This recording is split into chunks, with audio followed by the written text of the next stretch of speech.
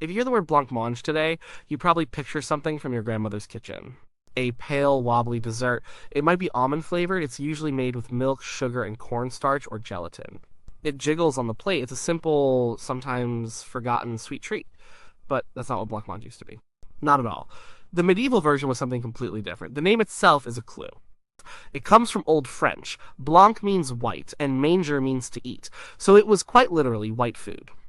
And it was one of the most popular, widespread, and important dishes in Europe for hundreds of years. You could find it on the table of a king in England, a duke in France, or a wealthy merchant in Italy. It was the international cuisine of the elite. But here's the surprise. The main ingredient was not just milk and sugar. The main ingredient was often chicken, shredded chicken to be exact. A capon, a specially fattened rooster, was even better. The chicken was cooked until it was incredibly tender. Then it was pulled apart into fine threads, almost like a paste. This meat was the base of the dish, and it wasn't made with cow's milk. Dairy was tricky in a time before refrigeration. It spoiled quickly, and for long stretches of the year during Lent and other fast days, it was forbidden by the church. So, the creamy liquid in blancmange came from almonds. Almonds were ground up and mixed with water to create almond milk. This was a staple in any wealthy medieval kitchen. It was stable, elegant, and religiously acceptable. The other key ingredients were also signs of wealth. Rice was used as a thickener, not the common grains like barley or oats that a peasant would eat. Rice was an expensive import from the East. And then there was sugar. Today, sugar is in everything. It's cheap. In the Middle Ages, sugar was a luxury spice. It was sold in small quantities by apothecaries like a medicine. It cost a fortune. To have a dish sweetened with sugar showed everyone at the table that you were incredibly rich. So you had this combination: shredded chicken, almond milk, rice flour, and sugar, all pounded and cooked together into a thick, white porridge or pottage. It was often seasoned with a little ginger or rose water. This was the original blancmange. It wasn't a dessert. It wasn't a side dish. It was a main course. It was a savory dish, but with a sweetness that we would find strange today. The medieval palate didn't draw a hard line between sweet and savory flavors the way we do. This meat, cooked with sugar, fruit, and spices, was very common. This dish was the ultimate status symbol. Every ingredient shouted wealth. It was pale and pure in color, which was seen as elegant and refined. It was gentle in flavor, designed for sophisticated taste. It was the opposite of a rustic, heavy peasant stew. This was food as a statement. And its story is about more than just a recipe. It's about social class, medicine, religion, and the very idea of what tasted good hundreds of years ago. It shows us a world where a chicken and almond porridge was the height of fashion. To understand why blancmange was so important, you have to look at its ingredients. They weren't just chosen for taste. They were a shopping list of power and prestige. Eating blancmange was like driving a luxury car today. It sent a clear message about who you were and how much money you had. Let's start with the almonds. Almond milk was the foundation of the dish. Why not cow's milk? For one, keeping fresh dairy was a constant struggle. Without refrigeration, milk turned sour in hours, especially in warmer climates. The almonds, on the other hand, were perfect. They were dried and could be stored for months, even years. A wealthy kitchen would have sacks of them ready. Whenever you needed milk, you just took some almonds, blanched them to remove the skins, and ground them into a fine powder. Then you mixed the powder with water, and you had fresh almond milk. It was convenient and safe. But it was also a matter of class. Almonds grew in the south, in places like Spain and Italy. They had to be imported into England and northern France. Anything imported was expensive. So, while a peasant might have a cow or a goat for milk, only the rich could afford a steady supply of almonds. Using almond milk was a quiet way of showing off. It was also crucial for religious reasons, which we'll get to later. It was the perfect all-purpose liquid for a high-status kitchen. Then there was the rice. We think of rice as a cheap staple food, but in medieval Europe it was an exotic luxury.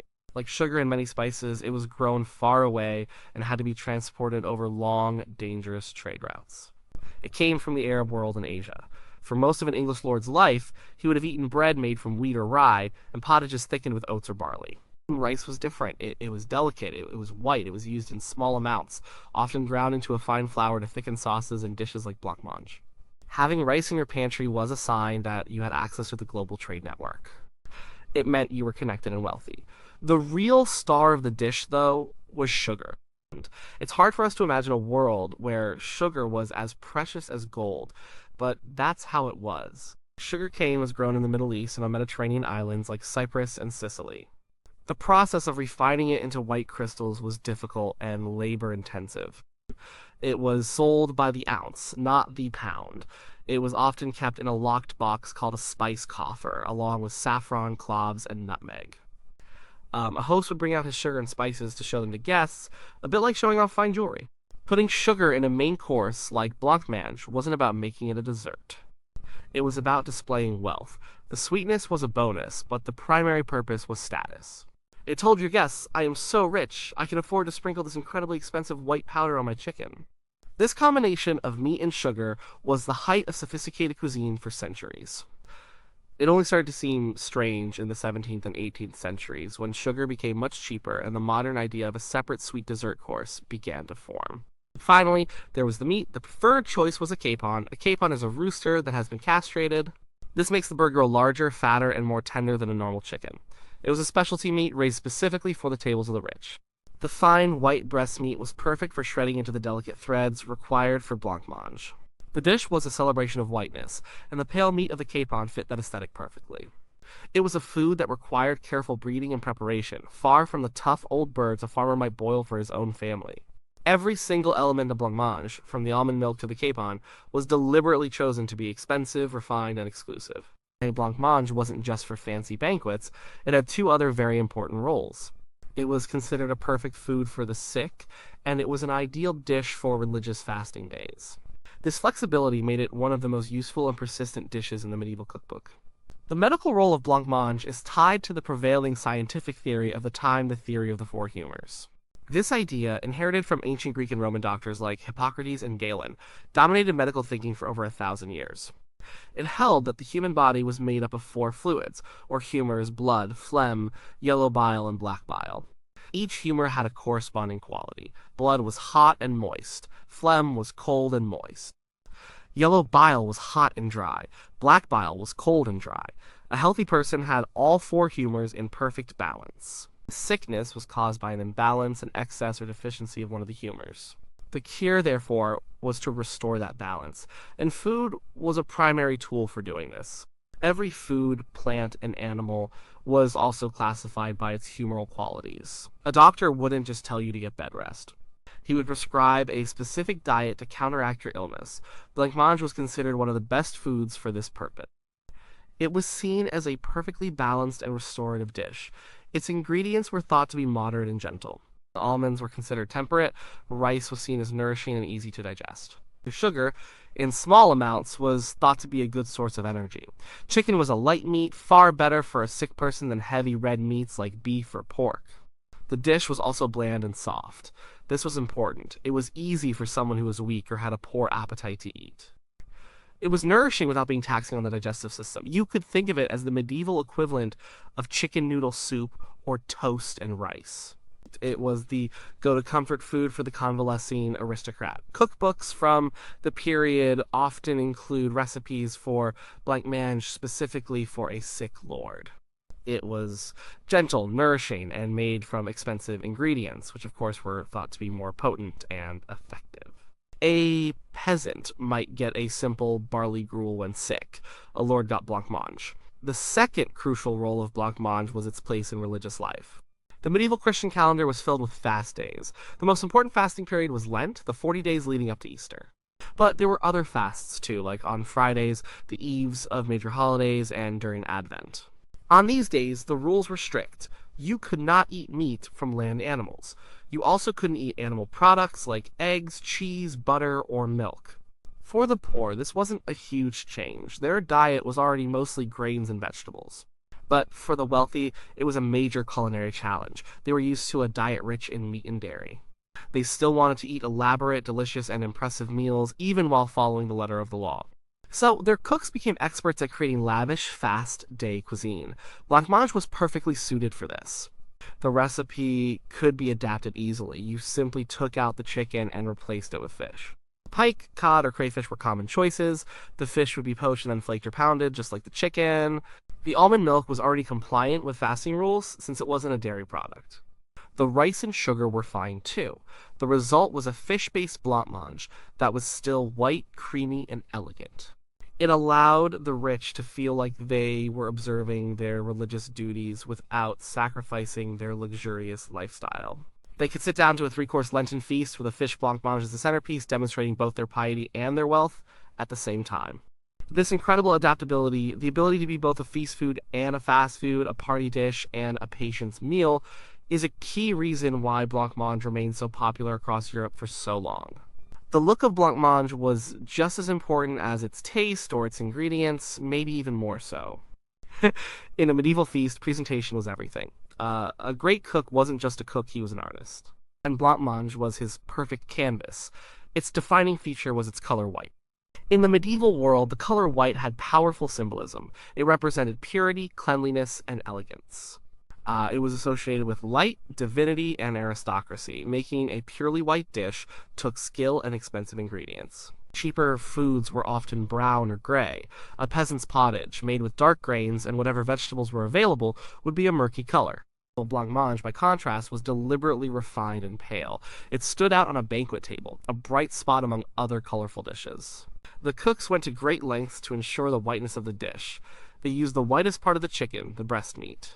They blanched the almonds to remove their brown skins before grinding them. They used refined white sugar, the most expensive kind, not a coarser brown sugar. They used white rice flour. Every step was a conscious choice to achieve that pristine, uniform color. The final dish would be a thick, smooth, creamy white pottage. It would be served in a bowl, often decorated with something that would stand out against the white background. A common garnish was scattering it with white or pink sugar-coated almonds called comfits, or perhaps a sprinkle of a bright spice. But medieval cooks were also playful. Once they had perfected the pure white version, they started to create variations. It became a popular trick to serve several different colors of blancmange at the same feast. They would divide the basic recipe into several pots and add natural coloring agents. This showed off the cook's skill and the host's wealth even more.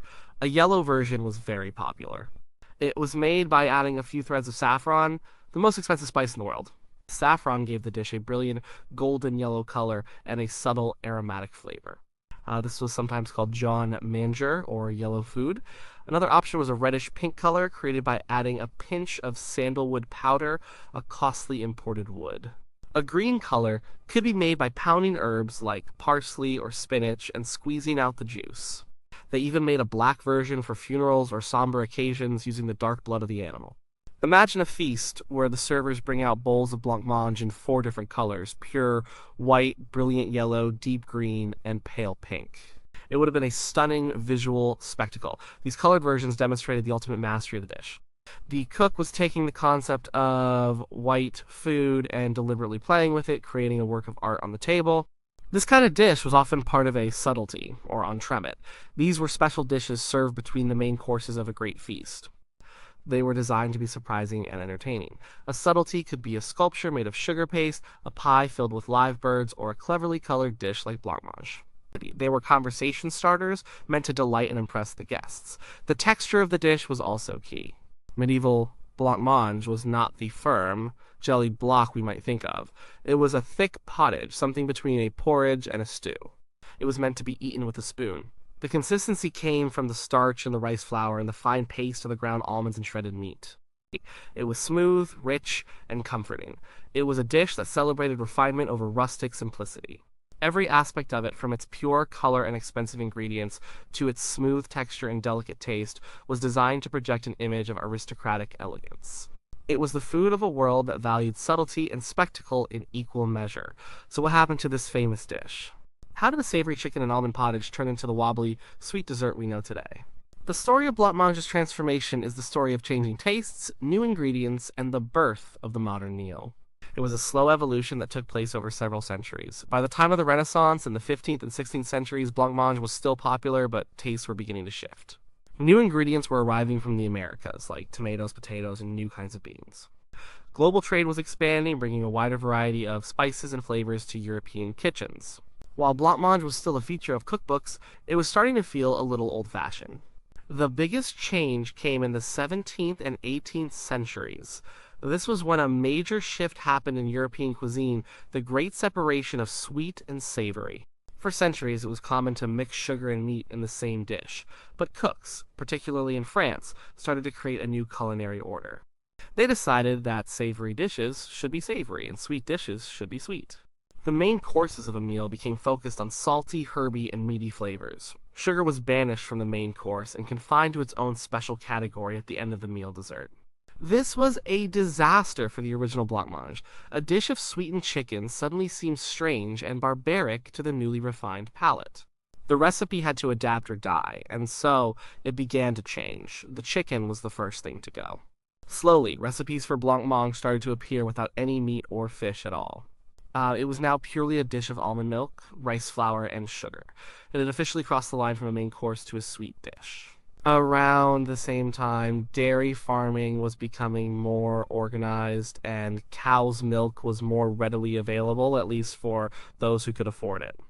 Cooks started to substitute cow's milk for the more labor-intensive almond milk.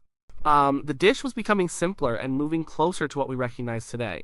The final transformation happened in the 19th century with the help of food science. Cooks had long used things like isinglass, a substance derived from the swim bladders of fish, to create jellies. But in the 19th century, granulated gelatin became commercially available. It was a cheap, reliable, and powerful gelling agent. Soon after cornstarch was invented, these two ingredients changed blancmange forever. Instead of a long, slow cooking process to thicken the rice flour, a cook could now create a firm, molded shape in a fraction of the time. You could simply heat milk and sugar, stir in some cornstarch or dissolve gelatin, add a little almond flavoring, and pour it into a mold. Once chilled, it would set into the familiar wobbly shape. This new blancmange was easy, cheap, and could be made by anyone, not just a highly trained chef. It became a popular dessert in Victorian England, a staple of home cooking and institutional food. And so the transformation was complete. The medieval white food had shed every single one of its original high-status ingredients. The expensive capon was gone, the imported almonds were replaced by cow's milk and a drop of extract. The rare rice flour was replaced by common cornstarch. The precious sugar became the dominant flavor, not a subtle seasoning. The only thing that remained was the name and the color. The blancmange of today is a ghost of its former self. It carries the name of a dish that was once at the center of European aristocratic culture for half a millennium. The original blancmange is a window into a lost world of taste, a world that valued different flavors, that communicated status through ingredients, and that blended the needs of medicine, religion, and feasting into a single, elegant white bowl. The chicken is long gone, but the history remains.